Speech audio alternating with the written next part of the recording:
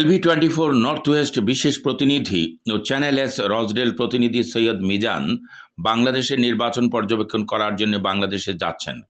এই উপলক্ষে রসডেল বন্ধু মহলের পক্ষ থেকে এক বিদায়ী সংবর্ধনা প্রদান করা হয়।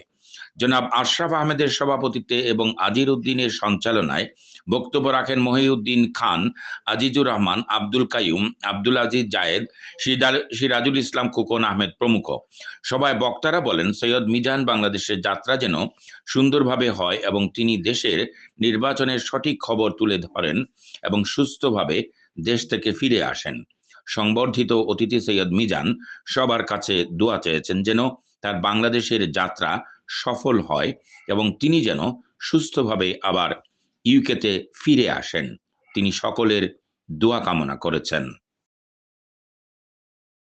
আসলে আমি দেশে যাইলাম, আমার বড় ভাই, সহকর্মী, বন্ধু বান্ধব তারা যেন আজকে আমারে এই ধরনের একটা অনুষ্ঠান করছেন, আমারে আসলে তারা ঋণী হল নিশ্চয়।